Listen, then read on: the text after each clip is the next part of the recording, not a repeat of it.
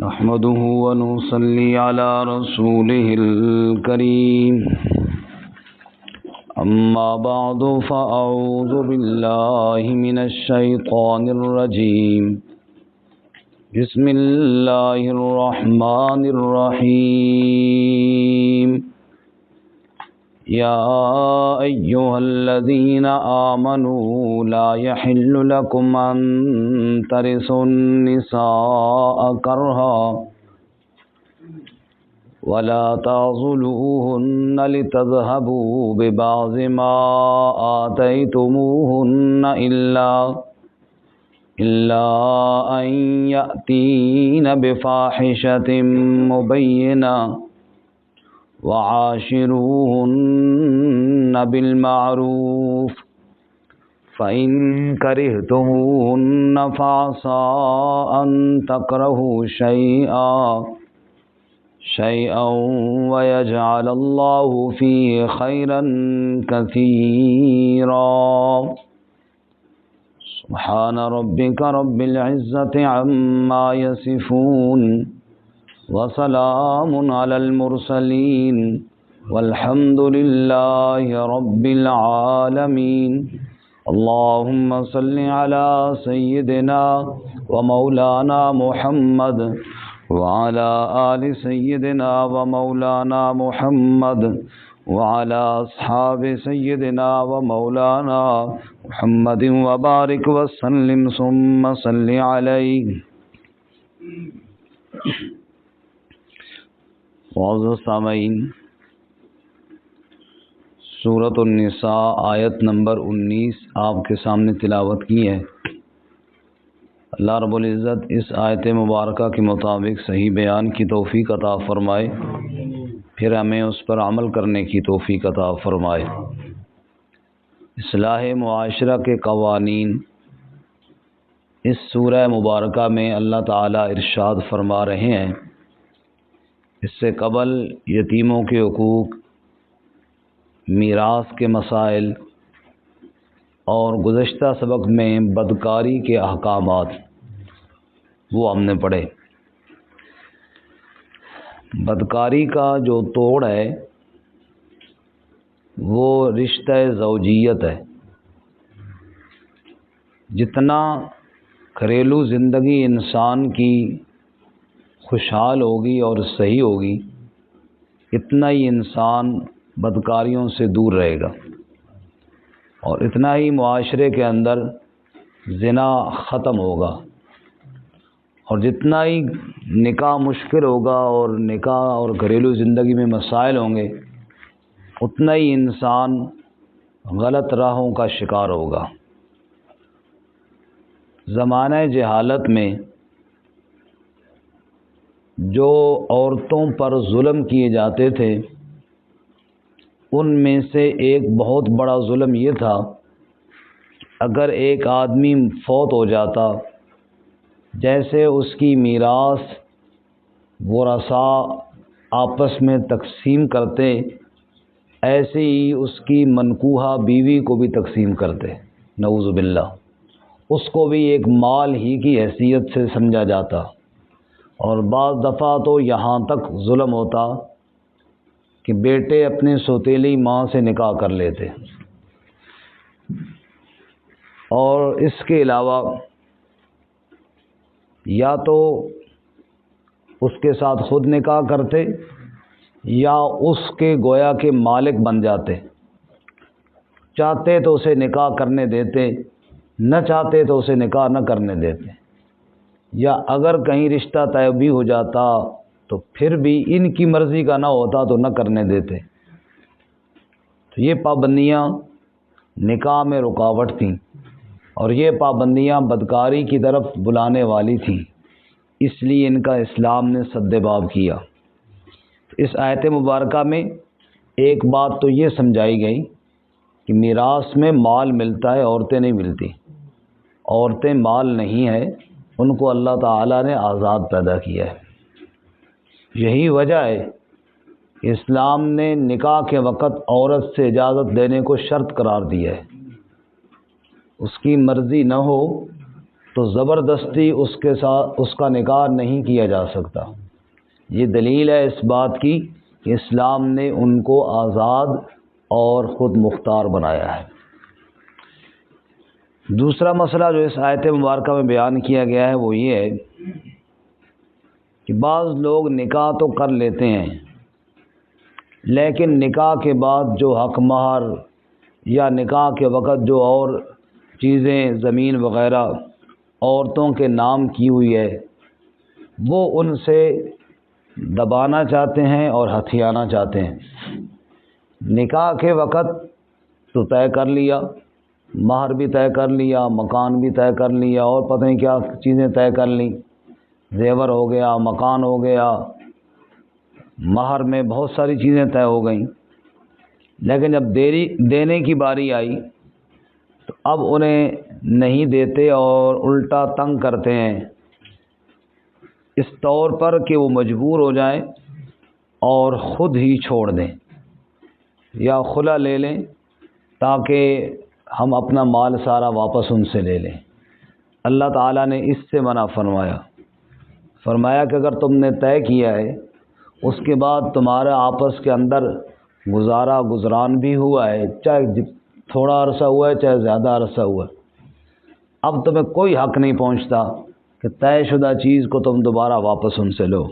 ہاں ایک صورت ہے جس میں تم لے سکتے ہو، وہ یہ ہے کہ وہ بدکاری کریں، کھلی بے حیائی کریں، اور تمہاری عزت میں اگر کسی کو شریک کرے، اب اس نے اپنے حق کو خود ہی ضائع کر دیا ہے۔ اب شوہر کو حق ہے کہے کہ میں نے تو تجھے اپنی عزت بنایا تھا اور یہ ساری باتیں اس لیے طے کی تھیں کہ تو میری عزت میں کسی کو شریک نہیں کرے گی، لیکن جب تو نے میری عزت میں شریک کر دیا ہے تو اب تو اس مال کی حقدار نہیں رہی جو میں نے تجھے دیا تھا، اب اس کو لینے کا اختیار ہے۔ اس کے علاوہ بصورت دیگر شوہر کو کوئی حق نہیں پہنچتا کہ اسے تنگ کرے اور مال یا مہر وغیرہ واپس لینے کا مطالبہ کرے۔ دوسری اس آیت مبارکہ میں اس کام سے ممانعت کی گئی ہے۔ اور تیسری بات ارشاد یہ فرمائی اس آیت میں کہ حسن معاشرت، کہ تم اپنے اہل خانہ سے حسن سلوک سے پیش آؤ۔ گھر میں لڑنا جھگڑنا اور گھر کے اندر دنگا فساد کرنا اور گھر میں جلاد بن کے رہنا اور گھر کے ماحول کو ہر وقت ہی ڈسٹرب رکھنا، یہ کوئی درست بات نہیں ہے۔ اچھے طریقے سے حسن معاشرت کے اصولوں پر عمل کرتے ہوئے تم اپنے گھروں کو خوشگوار بناؤ، نہ کہ گھروں کے حالات کو تم بگاڑ کر کے رکھو۔ اور آخری بات اس آیت مبارکہ میں یہ ارشاد فرمائی کہ بعض دفعہ عورت کی کچھ باتیں شوہر کو ناپسند بھی ہوتی ہیں، اس میں کوئی خصلتیں، کوئی عادتیں، کوئی مزاج میں ناموافقت ہوتی ہے، ایسی کئی باتیں ہوتی ہیں جو شوہر کو پسند نہیں ہوتی، لیکن اس کا حل صرف جھگڑا ہی نہیں ہے، اس کا حل دنگا فساد ہی نہیں ہے، اس کا حل طلاق ہی نہیں ہے، بلکہ کبھی کبھی کوئی باتیں برداشت بھی کر لیا کرو۔ اگر تم ایک بات برداشت کرو گے تو اللہ اس کی برکت سے اس کے اندر بھلائی اور خیر پیدا کر دے گا، اور کئی تمہیں فتنوں سے اللہ بچائے گا۔ مثال کے طور پہ اگر عورت کی کوئی عادت تمہیں پسند نہیں ہے تو اللہ تمہیں نامعلوم اس سے ایسی اولاد دے دے جو تمہاری آنکھوں کی ٹھنڈک بن جائے۔ تو بہرحال ہر عادت کا اور ہر خصلت کا شوہر کے مزاج کے مطابق ہونا یہ بھی ممکن نہیں ہے۔ ہر ایک کی عادتیں، ہر ایک کی خصلتیں جدا جدا ہیں، تو بعض چیزیں شوہروں کو بھی برداشت کرنی چاہیے، تب جا کر نظام چلتا ہے۔ یہ چند باتیں اس آیت مبارکہ میں بیان کی گئی ہیں جس کا میں نے خلاصہ عرض کر دیا ہے۔ اب آیت پر نگاہ رکھیں جی۔ یا ایھا الذین آمنوا، اے ایمان والو، خطاب پھر خوبصورت ہے، اے ایمان والو، اور یہ وہ خطاب ہے جو خاص اہل ایمان کا اعزاز ہے۔ جب فرمایا اے ایمان والو تو متوجہ ہو جاؤ کہ یہ رب میرے ساتھ کوئی بات کرنے والا ہے۔ اس کے بعد اللہ تعالیٰ مجھے کسی کام سے روکیں گے یا کسی کام کے کرنے کا حکم دیں گے، اور یہ صرف میرے ساتھ ہی بات ہے، اور الگ سے اللہ تعالیٰ مجھے خطاب فرما رہے ہیں۔ جیسا کہ ہمارے ایک بھائی نے بتایا کہ جب اجتماعات ہوتے ہیں، حج کا اجتماع ہے یا تبلیغی اجتماع ہے یا جہاں اور کوئی اجتماع ہے جس میں مختلف علاقوں کے لوگ جمع ہیں، اگر سپیکر پہ اعلان ہو جائے بھئی راولپنڈی والے یہ حضرات یہ بات سنیں، تو راولپنڈی والے وہ کنٹین میں ہیں، وضو کر رہے ہیں یا ادھر ادھر گھوم رہے ہیں، سب متوجہ ہو جائیں گے ہمارے بارے میں بھائی کوئی بات ہو رہی ہے۔ گوجرانوالے والے اتنے دھیان نہیں کریں گے، پشاور والے دھیان نہیں کریں گے، بھئی یار یہ شاید اس حلقے کی کوئی بات ہے، راولپنڈی کی کسی بس کا معاملہ ہے یا کسی بندے کا معاملہ ہے، جس سے کا نام لیا جائے وہی متوجہ ہوتا ہے۔ اب دنیا میں عیسائی بھی ہیں، دنیا میں ہندو بھی ہیں، دنیا میں یہودی بھی ہیں، بدھ مت بھی ہیں، پتہ نہیں کیا کیا لوگ ہیں، لیکن جب اللہ فرماتے ہیں نا یا ایھا الذین آمنوا، اب یہاں پر کسی اور سے بات نہیں ہے، یہ صرف پوری کائنات میں رب کی بات ایمان والوں سے ہے۔ سبحان اللہ۔ یا ایھا الذین آمنوا، اے ایمان والو، لا یحل لکم، نہیں حلال تمہارے لیے، ان ترثوا النساء کرہا، کہ تم وارث بن جاؤ عورتوں کے زبردستی۔ میراث میں مال ملتا ہے بھائی، عورتیں نہیں ملتی، تم میراث میں عورتوں کو بھی مال کی طرح تقسیم کرو تو یہ حلال نہیں، حرام ہے، اور یہ واضح طور پہ حرمت اللہ تعالیٰ نے ارشاد فرمائی ہے، نہیں حلال تمہارے لیے۔ نمبر 2، وَلَا تَعْضُلُوهُنَّ، اور مت روکو ان کو، لِتَذْهَبُوا بِبَعْضِ مَا آتَيْتُمُوهُنَّ، تاکہ لے لو بعض وہ جو تم نے دے رکھا ہے ان کو۔ تم نے نکاح کے وقت مہر دیا، تم نے نکاح کے وقت زمین دی، تم نے نکاح کے وقت مکان دیا، اور پتہ نہیں زیور وغیرہ کیا کچھ تم نے دے دیا۔ اس وقت تو تم چاہتے تھے کہ نکاح ہو جائے، جو ان کی طرف سے مطالبے آتے گئے تم مانتے چلے گئے، اب نکاح کے بعد انہیں روکتے ہو، انہیں تنگ کرتے ہو تاکہ وہ جو کچھ تم نے دیا ہے وہ خود تمہیں واپس کر دیں۔ اللہ کہتے ہیں یہ کام بھی نہ کرو، یہ کام بھی، وَلَا تَعْضُلُوهُنَّ لِتَذْهَبُوا بِبَعْضِ مَا آتَيْتُمُوهُنَّ۔ ہاں ایک صورت ہے جس میں تم ان سے مال لے سکتے ہو، وہ یہ اِلَّا أَن يَأْتِينَ بِفَاحِشَةٍ مُبَيِّنَةٍ، سوائے اس کے کہ وہ عورتیں آ جائیں کھلی بے حیائی کو، اور کھلی بے حیائی سب کو سمجھ میں ہے، بدکاری ہے۔ اگر وہ عورت جو تیرے نکاح میں آئی ہے کھلی بے حیائی اور بدکاری کی طرف چلی جاتی ہے، اب اس نے اپنا حق خود ہی ضائع کر دیا ہے، اب اس نے اپنی عزت کو خود ہی برباد کر دیا ہے، اب اس کے حقوق باقی نہیں رہے۔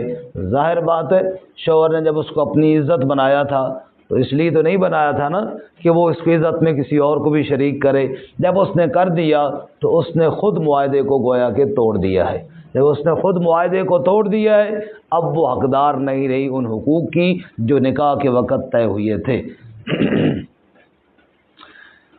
اس کے بعد آگے فرمایا وَعَاشِرُوهُنَّ بِالْمَعْرُوفِ، اور گزارا کرو، معاشرت کرو ان عورتوں سے بالمعروف، اچھے طریقے کے ساتھ، شرعی طریقوں کے ساتھ، ان کے حقوق ادا کرتے ہوئے۔ اور یہ وہ حکم ہے جس پر عمل کر کے خود رسول اللہ صلی اللہ علیہ وسلم نے دکھایا اور سمجھایا ہے۔ آپ صلی اللہ علیہ وسلم کی ازواج کی جو کثرت ہے اس میں ایک وجہ یہ بھی ہے کہ اللہ تعالیٰ نے امت کے لیے ایک نمونہ بنایا ہے۔ تم کہتے ہو بھائی بیویوں کے حقوق ادا نہیں کے ہوتے، جی بڑا مشکل کام ہے، تم سے ایک کے نہیں ہوتے، تمہارے نبی نے کتنی ازواج کے حقوق ادا کیے ہیں۔ کلمہ جس نبی کا پڑھتے اس کی زندگی کو سامنے رکھو نا۔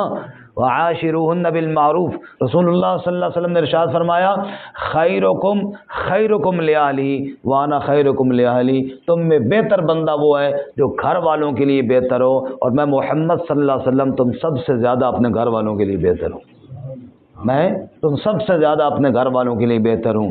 باہر تمہارے بڑے اخلاق ہیں لیکن گھر میں تمہارے اخلاق نہیں، دوستوں کے ساتھ تمہاری بڑی محبت بھری باتیں ہیں، گھر میں تم جلاد بنے ہوئی ہو۔ آپ نے فرمایا نہیں، اخلاق گھر کے اندر استعمال کرو، اور میں محمد صلی اللہ علیہ وسلم تم سب سے زیادہ اپنے گھر والوں کے لیے بہتر ہوں۔ آپ کی زندگی تو پڑھیں، رسول اللہ صلی اللہ علیہ وسلم کی پاک زندگی تو پڑھیں۔ آپ صلی اللہ علیہ وسلم سفر پہ ہیں اور اپنی اہلیہ حضرت سیدہ عائشہ رضی اللہ تعالیٰ عنہ کے ساتھ دوڑ لگا رہے ہیں۔ تو جہاں کا سردار ہے، امام الانبیاء ہے، اللہ کی طرف سے وحی آتی ہے، اور اپنی بیوی کے ساتھ دوڑ لگا رہے ہیں۔ حضرت عائشہ رضی اللہ تعالیٰ خود ارشاد فرماتی ہیں کہ میں نے اور نبی صلی اللہ علیہ وسلم نے دوڑ لگائی ہے، اور آپ صلی اللہ علیہ وسلم پیچھے رہ گئے اور میں آگے نکل گئی۔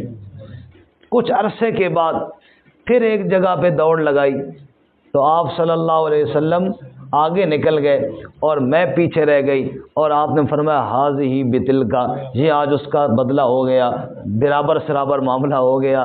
یہ امت کو سبق سکھا رہے ہیں، ایسے گھر چلتے ہیں، جلاد بن کے ڈانٹ ڈپٹ کے ساتھ کبھی گھر نہیں چلتے، امت کو اس نے معاشرت سکھا رہے ہیں، ایسے گھر چلتے ہیں۔